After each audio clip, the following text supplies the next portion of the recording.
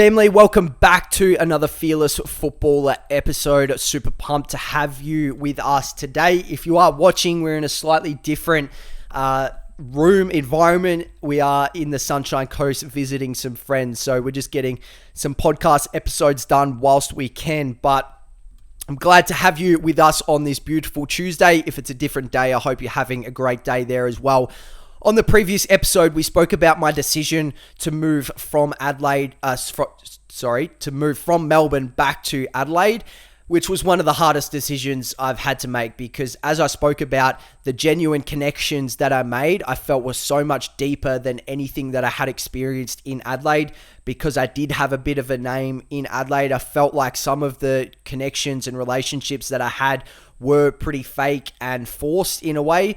So moving to Melbourne, I could have a clean slate, fresh start, and just tell them about me, not even really about my name in Adelaide, the football, all that sort of stuff. I just tried to stay as humble, just work hard, earn their respect, and then from there, build our relationship. So that was why it was pretty tough to move back to Adelaide. But in hindsight, moving back to Adelaide was one of the best things for me because we didn't get to play football throughout that whole season in Melbourne. Whereas in Adelaide, we got to have a full season because of COVID and that sort of thing. So it also brought me my personal training business, ePerformance, which I'm going to explain to you guys today. So I guess we take it back to being in Melbourne where I got my job at Adidas, and I absolutely loved working there because we got to have the premium products from Adidas sent to our store. We had athletes coming through most days, if not twice a day, and those sorts of things, buying their equipment from sponsored footballers, soccer players, you name it. We probably had it, tennis players, like models, everything. So it was awesome to have that experience and meet these different people, and at the same time just serve and be in a job that I'd never really done before, like sales and retail. I've never really had that experience. I did part-time work at Boost Juice, part-time work at a cafe and a golf course, but being able to sell and those sorts of things, I never had really experienced that before. So that was a real big positive. From there, I moved back to Adelaide. We worked at a Harbour Town store, which was a discounted store. You got the leftover product from previous stores from, who knows, anywhere from 6 to 12 months behind in stock, but at a discounted rate with limited sizes and those sorts of things. And I really struggled in that store. One, the environment of that store I didn't really love.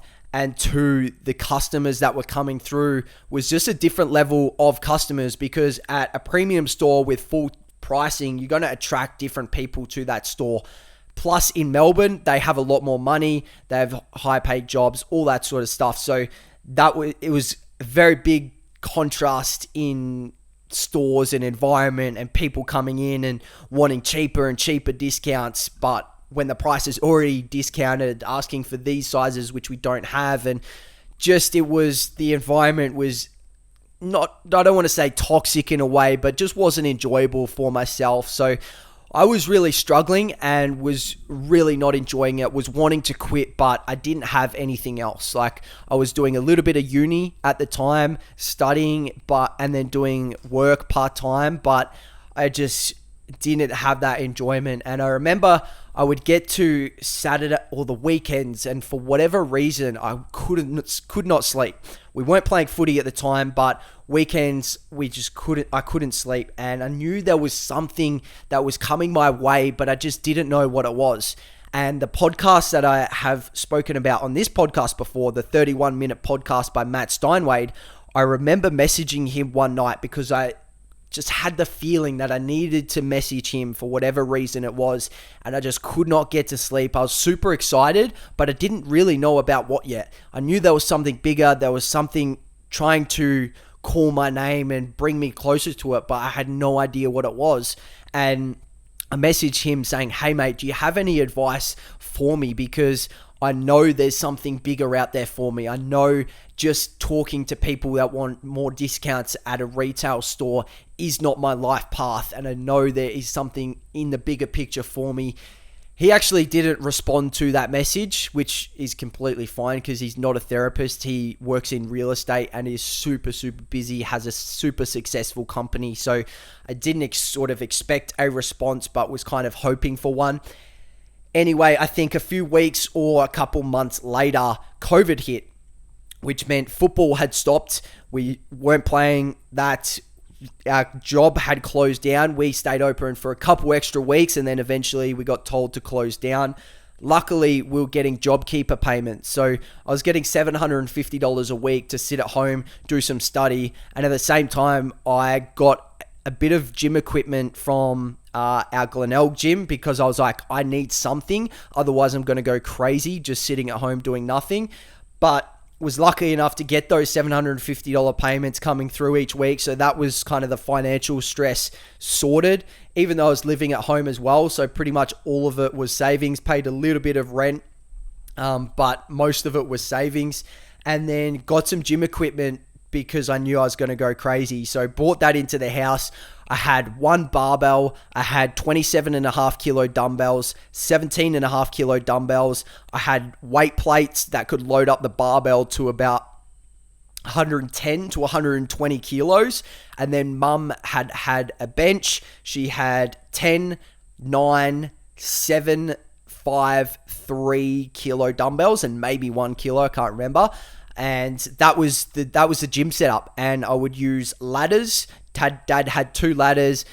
I used Eskies to increase the height of the bench and that sort of thing as well. So I had kind of a setup there, but it wasn't that great and got through that whole sort of period. But eventually come to a point where family and friends were wanting to come and train. And mum, I knew, was the first one that wanted to start something because she'd never really done the gym stuff before. I'd completed my Cert 3 and 4 a couple years prior in year 11 and 12. So I had that under my belt, but never really used it. And then started training mum. My cousins wanted to come over. So in Adelaide, the rules weren't really strict with COVID. So we brought them over. They did a gym session. I was just training with them at the time.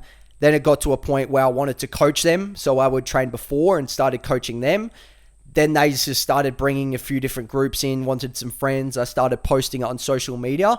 And all of a sudden, it just blew up. And I was doing all of this for free at the time because I didn't want to charge anyone. I didn't need the money at that stage because I had JobKeeper payments coming through. I just wanted to build the client base and hope that at the end of COVID, people would want to stay on and people would see the value in what I was providing them. So after a couple months, I started charging just cash, doing like $10, then increased to 20, 30, 40 and built it up that way. And I was doing massive weeks. I was doing 60-hour weeks, which was just insane. It was too much, but I was just loving it because I was loving teaching people the basics and the fundamentals of being able to lift properly. And I had a few groups come through that just brought a heap of energy. And I was pretty lucky that none of the neighbors had complained or anything because otherwise I probably could have got in a little bit of trouble. But it was a great time and I just loved having that time to myself to coach and run my own business and that. But it did affect my football and my football started to deteriorate. I spoke about it in my last podcast where I got dropped because I played a horrible game, played a few games in the reserves, and that's when mum and dad sat me down and said, you've got to sort out your priorities here because you're saying one thing, but you're doing another. You're saying that you want to make the AFL, but the work that you're putting in with your footy is not really there. Literally every hour of my day was booked. So I had no time to really spend on my footy, but that was on me because I didn't make time for it. So I would, every hour, every 15-minute block was taken. I would get up at 5, train or coach pretty much from 5 till about lunchtime. I'd have 1 or 2 hours to eat and then train myself in the gym. And then from 2 till about 5:30, I would be coaching again. And then from there, I would go straight to football training. Training would start at 6. So I'd probably like 50, it would take me about 20 minutes to get there. I'd rock up 10 minutes beforehand, and then we would start training. And I would train, come home, have dinner, go straight to bed, at about 9 o'clock because I'd be up at around 4:30 the next day to coach people for a 5 a.m. session. And that was literally 5 days a week from Monday to Friday. Sometimes I'd be coaching at like 5 p.m. on a Sunday afternoon as well. So it just took over my life. And that's kind of what you have to do when starting up a business, because it takes some time to build up. Obviously, mine took off very quickly. I did it at the perfect time when gyms were shut. No one could really do any exercise. But at the same time, it affected my dream of getting back into the AFL because I wasn't performing my football on the weekends, and that was playing reserves football is never going to get you drafted. So my biggest piece of advice for everyone out there listening is to try and get in tune with the higher power, because number one, that got me basically working as a PT. I didn't listen. It sort of was handed to me in a way, but then I ran with it and pushed it as hard as I could. So that is number one. Listen to that higher power, because there is always something above you guiding you. Second to that is sort out your priorities.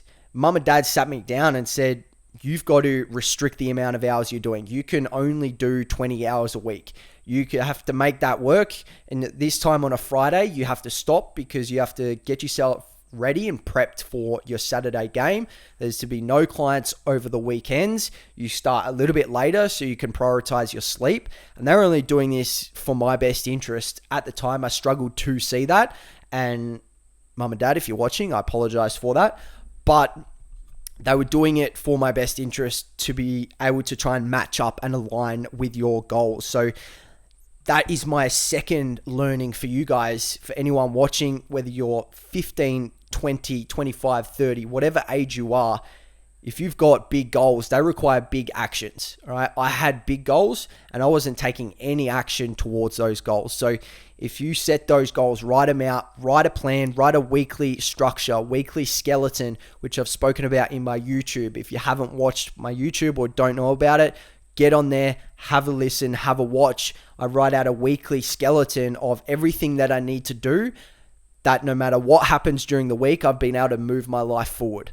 All right. If you could do that and then fill in whatever you want, the hours, the rest of that, to whether it's family time, your relationship time, whether it's a hobby of yours, you can fill the rest of the hours in with those activities. But you have to have your weekly skeleton that no matter what happens during the week, you get those things done to be able to move yourself forward. That is my biggest advice for you guys out there. Make sure you can get that done so then you can continue to chase your goals, but also have a little bit of a backup option there as well. So hopefully you guys got something out of that. Enjoy the rest of your day and stay fearless.